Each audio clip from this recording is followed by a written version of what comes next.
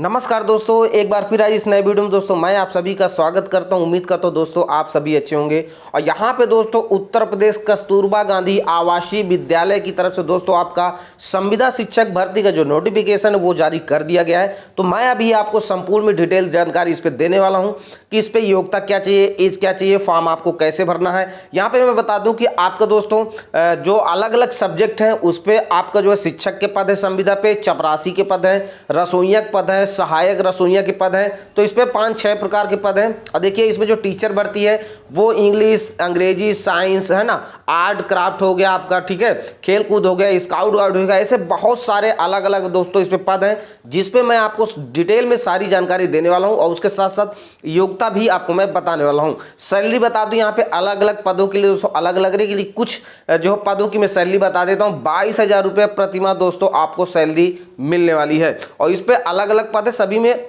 दोस्तों आपकी जो भर्ती वो अलग अलग निकाली गई है। तो यहाँ पे दोस्तों आपको मैं बताऊंगा डिटेल में कि फॉर्म आपको कैसे भरना है, किस एड्रेस पे भेजना है। तो चलिए दोस्तों आइए चलते हैं इसकी नोटिफिकेशन की तरफ। नोटिफिकेशन उससे पहले हम लोग दोस्तों शुरू करें, अगर आप हमारे चैनल पर नए हैं तो मेरा आपसे रिक्वेस्ट है कि चैनल को सब्सक्राइब कर लीजिए और बेल की घंटी को प्रेस कर लीजिए ताकि सभी प्रकार की जो नोटिफिकेशन है गवर्नमेंट की तरफ से जारी हो आपको स्वतः मिल जाए, आप मिस ना करें। तो आइए दोस्तों शुरू कर दोस्तों, जैसा कि आप यहाँ पे देख पा रहे हैं, महानिदेशक स्कूल शिक्षा एवं राज्य परियोजना निदेशक समग्र शिक्षा राज्य परियोजना कार्यालय लखनऊ के पत्रांक यहाँ पे देखिए KGBB, ठीक है, आपको देखने को मिल जाएगा 14/2/2023 एवं शासन आदेश संख्या आपको देखने को मिल जाएगी जो बेसिक शिक्षा विभाग की तरफ से जारी की गई है। यहाँ पे देखिए संचालित 8 कस्तूरबा गांधी आवासीय बालिका विद्यालयों में कक्षा 6 से 8 हेतु, ठीक है, कक्षा 6 से 8 हेतु शैक्षणिक एवं गैर शैक्षणिक कर्मियों के रिक्त पदों के सापेक्ष नितांत अस्थायी रूप से संविदा के आधार पर, ठीक है। तो दोस्तों ये जो भर्ती है आपकी वो पूरी तरह से संविदा पे है, ठीक है, के आधार पर कार्य करने के इच्छुक अभ्यर्थियों से आवेदन पत्र आमंत्रित किए जाते हैं जो केवल पंजीकृत डाक से कार्यालय जिला बेसिक शिक्षा अधिकारी मुजफ्फरनगर में दिनांक 16/3/2023 की शाम 5 बजे तक आपको भेजना है। तो पहले आप डेट समझिए, लास्ट डेट फॉर्म भरने की क्या है, 16 मार्च, ठीक है, 16 मार्च 2023, ठीक है। किस एड्रेस पे भेजना है, एड्रेस नोट कर लीजिए। यहाँ पे आप देख पा रहे हैं जिला बेसिक शिक्षा अधिकारी मुजफ्फरनगर, इस एड्रेस पे आपको क्या करना है, फॉर्म को भर के भेजना है। फॉर्म कैसे भरना है अभी मैं आपको डिटेल में बताऊंगा, बिल्कुल आप परेशान ना हो, ठीक है। उसका देखिए अंतिम तिथि के पश्चात अथवा साधारण डाक से प्राप्त आवेदन पत्रों पर विचार नहीं किया जाएगा। कस्तूरबा गांधी आवासीय बालिका विद्यालयों में रिक्त एवं आरक्षित पदों का विवरण निम्न प्रकार है। तो जो आपको फॉर्म भर के भेजना है वो ध्यान रहे, स्पीड पोस्ट करना है। क्या करना है, स्पीड पोस्ट, ठीक है, स्पीड पोस्ट करना है। साधारण डाक से फॉर्म नहीं भेजना है, ध्यान से सुन लीजिए। अगर आप साधारण डाक से फॉर्म भेजते हैं तो फॉर्म रिजेक्ट हो जाएगा। क्लियर हो गया। आप चलिए नीचे की तरफ, आप देखिए यहाँ पे बात करेंगे दोस्तों, आपका पद नाम दिया है, विषय दिया है, रिक्तियों की संख्या, आरक्षण, यहाँ पे योग्यता और इधर मानदेय, ठीक है, सैलरी कितनी मिलेगी। तो सबसे पहले देखिए पूर्णकालिक शिक्षिका सामाजिक विज्ञान से आपकी है, 4 पद है यहाँ पे, 2 आपके जनरल के हैं, 2 अनुसूचित जाति के, अनुसूचित जो है जाति के हैं, ठीक है। इसके लिए योग्यता आपका भूगोल, इतिहास, नागरिक शास्त्र, राजनीतिक शास्त्र, राजनीतिक विज्ञान में किसी एक विषय से स्नातक होना चाहिए। उसके अलावा BEd होना चाहिए। समकक्ष LT इत्यादि प्रशिक्षणों, उत्तर प्रदेश स्तर की TET आपका जो है उत्तर प्रदेश प्राथमिक उच्च स्तर की, ठीक है, क्योंकि आपका 6 से 8 पढ़ाना है तो जो 6 से 8 वाली आपकी TET है वो आपको पास आउट होना चाहिए। क्लियर हो गया। सैलरी यहाँ पे दोस्तों आपको 22,000 रुपये प्रतिमाह दोस्तों मिलने वाली है। आप बात करेंगे यहाँ पे आगे देखिए पूर्णकालिक शिक्षिका हिंदी और अंग्रेजी के लिए 1 पद है, ठीक है, वो भी जनरल का। तो देखिए इसकी योग्यता क्या चाहिए, हिंदी, संस्कृत और अंग्रेजी में से न्यूनतम 1 वर्ग में स्नातक, ठीक है, स्नातक में आपका 1 सब्जेक्ट होना चाहिए। उसके अलावा आपका BEd होना चाहिए। और यहाँ पे देख पा रहे हैं उत्तर प्रदेश, ठीक है, यहाँ पे देखिए उत्तर प्रदेश TET आपको जो है पास होना चाहिए, ठीक है। तो इस तरह से इसमें आपकी सैलरी जो है वो आपकी 22,000 रुपये दोस्तों रखी गई है। क्लियर हो गया।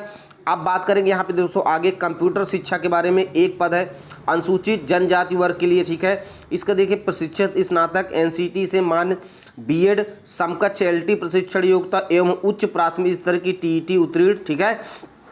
आगे बात करेंगे कंप्यूटर शिक्षा हेतु उक्त के अतिरिक्त PGDCA, ठीक है, BCA, ठीक है, BSc कंप्यूटर साइंस अथवा स्नातक सहित DIOC या समकक्ष संस्था से O लेवल या A लेवल आपका होना चाहिए। क्लियर हो गया। तो यहाँ पे ध्यान से सुन लें, अगर आपके पास इनमें से कुछ है तो इसके लिए आप अप्लाई कर पाएंगे। ठीक है, एक चीज़ ध्यान रहे, इस पर सीधा ये मेंशन किया गया है कि इसमें जो टीईटी है वो आपकी उच्च प्राथमिक स्तर की आपकी टीईटी चाहिए। ठीक है, इस तरह से आप नीचे देख पा रहे होंगे, अंशकालिक शिक्षिका कंप्यूटर हो गया, स्काउट गाइड एवं शारीरिक शिक्षा हो गया, कला क्राफ्ट एवं गृह शिल्प हो गया। अब देखिए, कला स्काउट गाइड एवं शारीरिक शिक्षा की 4 पद, जिसमें अनुसूचित वर्ग की 2 और आरक्षित यानी जनरल की 2। स्काउट गाइड एवं शारीरिक शिक्षा बीपीएड होना चाहिए। ठीक है, या आपका सीपीएड एवं डीपीटी, इनमें से कोई एक है तो अप्लाई कर पाएंगे। यहाँ पे 9,800 रुपये सैलरी मिलेगी कंप्यूटर शिक्षा, ये तीनों के लिए। ठीक है, इन तीनों के लिए 9,800 सैलरी रखी गई है। अब बात करेंगे यहाँ पे दोस्तों अलग, देखिए कला क्राफ्ट संगीत गृह शिल्प के लिए 5 पद हैं, जिसमें 3 आपके अनुसूचित जाति के हैं, एक आपका जनरल है, एक आपका ईडब्ल्यूएस है। इसके लिए कला क्राफ्ट एवं संगीत, ठीक है, ऑब्लिक गृह शिल्प विषय से आपका स्नातक, ठीक है, एनसीटी से मान्य बीएड समकक्ष एलटी प्रशिक्षण योग्यता। तो इनके लिए दोस्तों आपका इसमें देखिए टीईटी नहीं चाहिए, ध्यान रहे। ठीक है, इस पे भी नहीं चाहिए। ठीक है, आपका जो है बाकी सभी में चाहिए। यहाँ पे दोस्तों आप अगर ये पढ़ाई कर रखे हैं तो अप्लाई कर पाएंगे। ठीक है, आप देखिए शिक्षिका उर्दू की बात करें तो यहाँ पे उर्दू के लिए 2 पद है, अनारक्षित जनरल के लिए। तो शिक्षक उर्दू शिक्षिका है तो निर्धारित योग्यता बीए, ठीक है, उर्दू विषय से होना चाहिए, एलटी या बीटी या बीएड या अन्य समकक्ष शिक्षण में डिग्री या डिप्लोमा आपके पास होना चाहिए तो अप्लाई कर पाएंगे। इसमें टीटी आपको नहीं चाहिए। ठीक है, 13,200 रुपये आपको दोस्तों इस पर सैलरी रखी गई है। अब बात करें सहायक रसोइया की तो 1 पद है। ठीक है, अनारक्षित यानी जनरल का 8वीं पास होना चाहिए। यहाँ पे देखिए 5,175 रुपये दिया जाएगा। चपरासी के लिए दोस्तों 1 पद है। चपरासी वाले में दोस्तों आप ध्यान दीजिए, चपरासी वाले में मेल अप्लाई कर सकते हैं, उसके अलावा जितनी भी भर्ती वो आपकी ओनली फीमेल के लिए है। इसके लिए भी 8वीं पास चाहिए। यहाँ पे 5750 रुपये आपको सैलरी दी जाएगी। ठीक है, तो ये रही भर्ती की डिटेल। अब आपको देखिए जो सबसे ज़रूरी है वो ध्यान से आप सुन लीजिए, अगर आप इसमें से कुछ भी मिस करते फॉर्म रिजेक्ट हो जाएगा। ठीक है, ध्यान से सुनिएगा। देखिए रिक्तियों की संख्या जो है वो घट बढ़ सकती है। आवश्यक नियम एवं शर्तें जो जानना सभी को बहुत ज़रूरी है। अब देखिए समस्त कर्मचारी होती 1/4/2023 को न्यूनतम 25 वर्ष, अधिकतम 45 वर्ष से अधिक नहीं होनी चाहिए। चयन हेतु आहार उम्र का निर्धारण 1 अप्रैल 2023 से किया जाएगा। यानी कि जो आपको डेट आप बर्थ आपको जो डेट आपको निकालनी है वो 1 अप्रैल, ठीक है, 1 अप्रैल 2023 से निकालनी है। कम से कम 25 और मैक्सिमम 45 साल, इससे कम ज़्यादा नहीं होनी चाहिए। अब बात करें देखिए 25 साल कम से कम और मैक्सिमम 45 साल। ठीक है, इसके बीच वाले भी अप्लाई कर सकते हैं, कंफ्यूज मत होइएगा। 2 नंबर पे बताया इन्होंने कस्तूरबा गांधी आवासीय विद्यालयों के ऐसे शिक्षक शिक्षिका जो निर्धारित अर्हता रखते हो किंतु शैक्षिक सत्र 2020-21 में नवीन संविदा से वंचित रहे हैं, उन शिक्षकों द्वारा कस्तूरबा गांधी आवासीय विद्यालय में रिक्तियों के सापेक्ष होने वाले नवीन चयन का आवेदन करने पर चयन हेतु आयु सीमा में कस्तूरबा गांधी आवासीय बालिका विद्यालय में कार्यरत रहने की अवधि में समतुल्य छूट प्रदान की जाएगी। किंतु प्रतिबंध यह है कि संबंधित शिक्षक शिक्षिका की आयु 60 वर्ष से अधिक ना हो, जो अभी तक वहाँ पे संविदा में शिक्षक पढ़ा रहे थे। ठीक है, क्योंकि इनको बाहर नहीं किया जाता है, हर साल 11 महीने के बाद रिन्यूअल कर दिया जाता है। कोई ये ना सोचे कि 1 साल बाद निकाल दिया जाएगा। ठीक है, ये निकाला नहीं जाता है। तो वही इनमें बताया जा रहा है कि जो 20-21 में नहीं पढ़ाए कोई कारणवश, तो उनको दोस्तों यहाँ पे एज में छूट दी जाएगी। ठीक है, एज में छूट उनको दी जाएगी। क्लियर हो गया, जो इससे पहले पढ़ा चुके हैं। अब बात करें आगे 3 नंबर पे, उपयुक्त समस्त पद 11 माह 29 दिन शैक्षिक सत्र के लिए संविदा पर आधारित होंगे। मैंने जैसे कि बताया कि 11 महीनों 29 दिन तक ये आपका जो है होता है कि आपको जो है रखा जाएगा, फिर उसी को क्या किया जाता है, रिन्यूअल कर दिया जाता है। तो बार बार रिन्यूअल किया जाता, बाहर नहीं किया जाता। बिल्कुल आप निश्चिंत रहें। ठीक है, उसके बाद यहाँ पे आप देख पा रहे हैं आधारित होंगे तथा कार्य संतोषजनक होने की दशा में जनपद स्तरीय समिति के अनुमोदन उपरांत कार्यकाल में वृद्धि की जा सकती है। कार्यकाल में वृद्धि की जा सकती है, सीधा मेंशन है, मतलब रिन्यूअल किया जा सकता है। अब बात करेंगे 4 नंबर वाले कॉलम पे, आवेदनकर्ता द्वारा प्राप्त आवेदनकर्ता द्वारा आवेदन पत्र के साथ 2 राजपत्रित अधिकारी द्वारा निर्गत चरित्र प्रमाण पत्र संलग्न करना अनिवार्य है। तो दोस्तों आप चरित्र प्रमाण पत्र जल्द से जल्द बनवा लें। चरित्र प्रमाण पत्र गस्टेड अधिकारी से आपको बनवाना है, या आप किसी स्कूल के जो इंटर कॉलेज है उसके जो आपके प्रिंसिपल होते हैं उनसे भी बनवा सकते हैं। ठीक है, 2 चरित्र प्रमाण पत्र आपको लगाना है। राज्य सरकार के प्रावधानों के अनुसार आरक्षण दे होगा। 6 नंबर पे कस्तूरबा गांधी आवासीय विद्यालय में पूर्व कार्यरत ऐसे शिक्षक शिक्षिका जो सत्र 2020-21 में नवीन संविदा से वंचित रहे, उन शिक्षक शिक्षिकाओं के चयन हेतु शैक्षिक अर्हता में शासन आदेश संख्या JBBD, ठीक है, 2013-14 दिनांक 29/7/2013 के पूर्व कार्य शिक्षक शिक्षिकाओं के लिए टीईटी अनिवार्य नहीं होगा। ठीक है, तो जो इससे पहले आपका शिक्षक और शिक्षिका जो भी रहे हैं, पढ़ा रहे थे कस्तूरबा गांधी में, उनको टीईटी नहीं लगेगा। ठीक है, टीईटी नहीं लगेगा, वो बिल्कुल अप्लाई कर सकते हैं। ठीक है, आवेदक को तत्सम संबंधी प्रमाण पत्र संलग्न करना होगा। कस्तूरबा गांधी बालिका विद्यालय में की गई सेवा अवधि के प्रत्येक पूर्व अध्यापन वर्ष के लिए 2 अंक, संपूर्ण अवधि के लिए अधिकतम 30 अंक देय होगा। तो यानी कि अगर आप 1 वर्ष इसमें पढ़ाएं तो आपको वेटेज मिलेगा 2 अंक का, और यही वेटेज आपका मेरिट पे भी जुड़ेगा। तो यहाँ पे जो अब मान लीजिए किसी ने 5 साल पढ़ाया है तो उसको 10 नंबर ऐसे ही मिल जाएगा। ठीक है, तो और वो वेटेज में आपको जुड़, क्योंकि भर्ती आपकी जो वो मेरिट पे है। ठीक है, तो चलिए अब आगे बात करते हैं। यहाँ पे देखिए 7 नंबर वाले पे क्या दिया गया ये भी देख लेते हैं। उक्त विज्ञप्ति एवं आवेदन पत्र का प्रारूप जिला बेसिस शिक्षा अधिकारी के सूचना पट पर उपलब्ध रहेगा।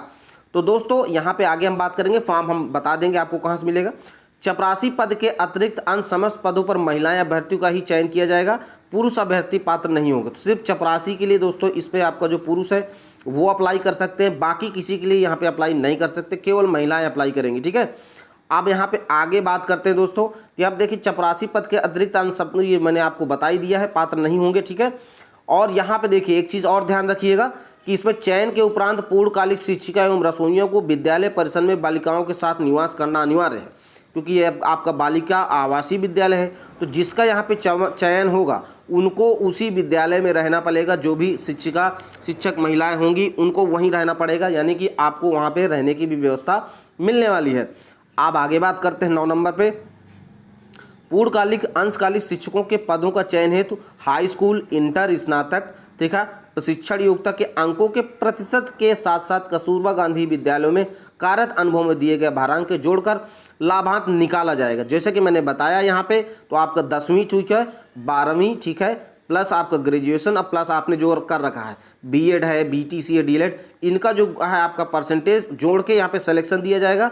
और उसके अलावा अगर आपके पास यहाँ पे आपने पढ़ाया है, वेटेज है, तो वो भी आपको जोड़ दिया जाएगा। ठीक है, और यहाँ पे जिसके आधार पर सर्वोच्च गुणांतरित कार्ड हर अभ्यर्थियों को काउंसलिंग हेतु बुलाया जाएगा, जिसकी जानकारी ईमेल एवं रजिस्टर्ड डाक द्वारा उपलब्ध कराया जाएगा। ठीक है, तो यहाँ पे ईमेल आईडी सही भरना है, और यहाँ पे दोस्तों 2 ऑप्शन है कि इनके माध्यम से आपको भेजा जाएगा। क्लियर हो गया।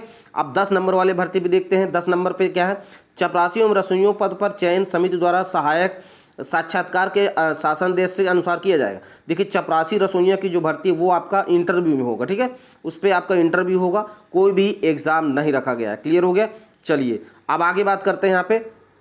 तो देखिए प्रशिक्षण उपाधि के अंतर्गत एनसीटी से मान्य बीएड अथवा उसके समकक्ष एलटी मान्यता संबंधित, ठीक है, इत्यादि प्रशिक्षण उच्च प्राथमिक स्तर की टीईटी उत्तीर्ण होना अनिवार्य है। मैंने जैसा कि आपको बताया है कि 6 से 8 वाली आपको टीईटी अनिवार्य है उत्तीर्ण होना। क्लियर है। तो सभी को आपको क्या करना है, सभी की फोटोकॉपी करा के आपको संलग्न करना है फॉर्म के साथ। ठीक है, आगे बात करेंगे 12 नंबर पे।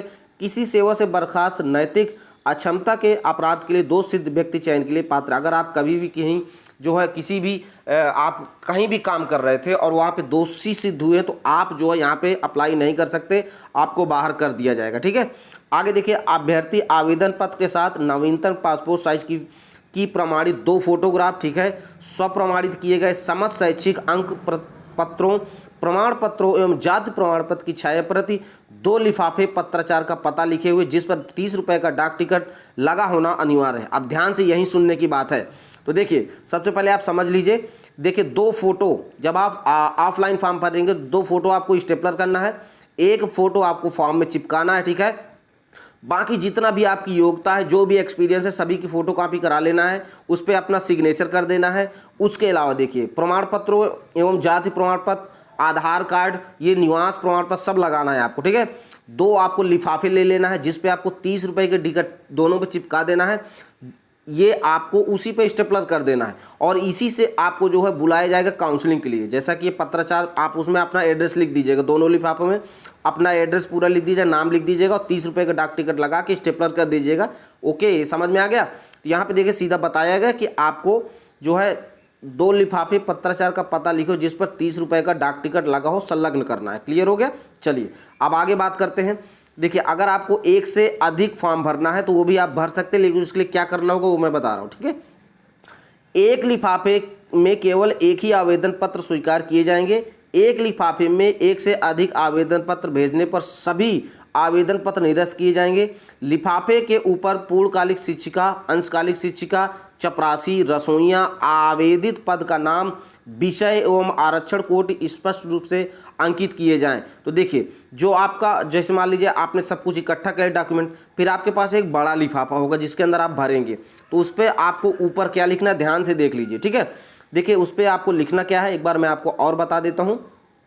इस पर सीधा सीधा कहा गया है कि ऊपर आपको लिखना है किसके लिए अप्लाई कर रहे हैं, पद, मान ली पूर्ण जो है कालिका शिक्षक आपको लिख देना है। उसके बाद आपको लिखना है आवेदित पद का नाम, ठीक है। फिर यहाँ पे आपको क्या लिखना है, किस कोट से है, ठीक है।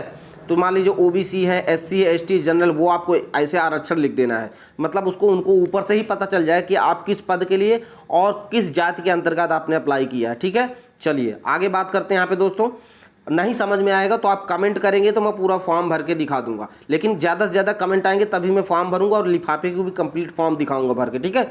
चलिए आगे बात करते हैं। यहाँ पे दोस्तों देखिए रिक्तियों की संख्या दोस्तों, ठीक है, रिक्तियों की संख्या आवश्यकता अनुसार घट बढ़ सकती है, ठीक है। ये जो है आपका जो सरकार है उसके ऊपर डिपेंड करेगा, ठीक है। आप देखिए यहाँ पे आगे बात करते हैं। शैक्षिक अंक पत्र, प्रमाण पत्र सक्षम अधिकारी द्वारा जारी अध्ययन जांच प्रमाण पत्र, स्वप्रमाणित छाया पत्र संलग्न करना अनिवार्य है। आवेदन पत्र निर्धारित प्रारूप से फुल स्केप कागज पर एक ही पृष्ठ पर होना चाहिए, अनिवार्य है। अपूर्ण हस्ताक्षर रहित साधारण डाक से प्राप्त प्रमाणित फोटो रहित, ठीक है, निर्धारित प्रारूप से इतर आवेदन पत्र निरस्त किए जाएंगे। तो ध्यान से देख लीजिए, कोई भी गलती फॉर्म भरने में मत करिएगा, ठीक है। अब देखिए आगे बात करते हैं। यहाँ पे देखिए 16 नंबर पे 17 हो गया आपका हमारा। गुणांकों के आगणन हेतु अंक पत्र की स्वप्रमाणित छायापत्र आवेदन के साथ संलग्न करना अनिवार्य है। अंक पत्र की स्वप्रमाणित छायापत्र संलग्न होने की दशा में गुणांक लाभदांक का निर्धारण संभव नहीं होगा, अतः आवेदन पत्र निरस्त माना जाएगा। यानी कि दोस्तों आपकी भर्ती जो है वो मेरिट पे से है, तो सभी डॉक्यूमेंट आपको लगाना अनिवार्य है। उन्होंने कहा तभी हम आपकी मेरिट बनाएंगे, वरना जो फॉर्म है वो रिजेक्ट कर देंगे। चपरासी और रसोइयों पद हेतु शारीरिक रूप से स्वस्थ होना चाहिए और कक्षा 8वीं पास होना चाहिए। चयन के संबंध में जिला स्तरीय चयन समिति का निर्णय अंतिम होगा। क्लियर हो गया। अब देखिए यहाँ पे देखिए चयन के संबंध में राज्य परियोजना निदेशक लखनऊ द्वारा समय समय पर जारी दिशा निर्देश यहाँ पे दोस्तों लागू किए जाएंगे। तो ये इस तरह से दोस्तों मैंने बता दी। अभी देखिए फॉर्म कैसे भरना है। ये जो आपकी भर्ती है देखिए वो मुजफ्फरनगर से निकाली गई, ये भी ध्यान रखिएगा, ठीक है। कार्यालय जिला बेसिक शिक्षा अधिकारी मुजफ्फरनगर, ठीक है, उत्तर प्रदेश। अभी देखिए इसका जो ऑफलाइन फॉर्म है वो मैं आपको दिखा देता हूँ, ये रहा। तो इसको मैं अपने टेलीग्राम चैनल पे दे दूंगा, नहीं तो आप जो है बाहर से जो ग्रेजुएट हो तो वहाँ से जाके ले लीजिएगा। तो ये इस तरह से फॉर्म है, ठीक है। जिला बेसिक शिक्षा अधिकारी मुजफ्फरनगर, यहाँ पे अपनी फोटो आपको चिपका देना है। चिपकाने के बाद ऐसे तिरछा सिग्नेचर कर देना है। मैं फॉर्म आपको बता दे रहा हूँ भरना कैसे है। फिर यहाँ पे लिखना है आवेदित पद का नाम, जिस विषय के लिए आप अप्लाई करें वो भर देना है। आवेदित पद की जाति, यहाँ पे जाति अपनी भर देना है, SC ST जनरल जो भी है। अभ्यर्थी का नाम भर देना है, पिता का नाम, जन्म तिथि, ठीक है। यहाँ पे देखिए 1/4/2021 को आप कितने वर्ष के हो गए हैं वो आपको निकालना है इसमें, ठीक है। तो यहाँ पे दोस्तों आप ध्यान रखिएगा, गलती मत करिएगा। अभी देखिए यहाँ पे इन्होंने 1/4/2021 लिखा है और यहाँ पे इन्होंने बताया था कि जो आपकी डेट ऑफ बर्थ है वो निकालना है 1/4/2023। देखिए ध्यान से देख लीजिए, यहाँ पे इन्होंने समस्त कर्मचारी हो तो 1/4/2023 को न्यूनतम 25, तो यहाँ पे दोस्तों 1/4/2023 से निकाला है। ये मुझे लगता है इन्होंने पुराना इस पर ऐड कर दिया है, तो ये 21 से आपको नहीं निकालना, ध्यान रहे 21 से नहीं निकालना है, यहाँ पे 23 से निकालना है, ठीक है। 1/4/2023 से एज निकालना है। क्लियर हो गया।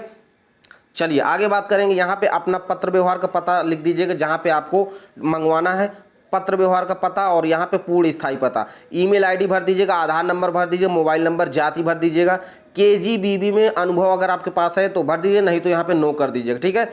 बाकी पूरा डिटेल यहाँ पे शैक्षिक योग्यता वाला पूरा आपको सब कुछ यहाँ पे पूर्णांक, यहाँ पे बोर्ड, यहाँ पे प्राप्तांक प्रतिशत निकाल के पूरा भर देना है, ठीक है। उसके बाद आपने कौन कौन सा डॉक्यूमेंट लगाया वो यहाँ पे भर देना है पूरा, ठीक है, लगा देना है। इसको पढ़ लेना है, यहाँ अपना सिग्नेचर कर देना है और यहाँ पे अभ्यर्थी का पूरा नाम और पता भर देना, ठीक है। ये इस तरह से फॉर्म है। ये फॉर्म आपको बाहर ग्रेजुएशन में मिल जाएगा, नहीं मिलता है दोस्तों तो ये इस तरह से फॉर्म आपको या तो खुद टाइप करवा लीजिए या आप खुद से बना लीजिए या आप कहीं से ले लीजिएगा, ठीक है। तो ये इस तरह से दोस्तों रही भर्ती, तो इसके लिए आप अप्लाई कर पाएंगे और आपको 16 मार्च तक फॉर्म भरना है। कोई भी गलती मत करिएगा, प्लीज़ मैं यही कहूँगा कि आप फॉर्म जो है आराम से भरिए, कोई गलती मत करिएगा। फॉर्म नहीं भर पा रहे हैं कमेंट कर दीजिएगा, मैं बता दूंगा, ठीक है।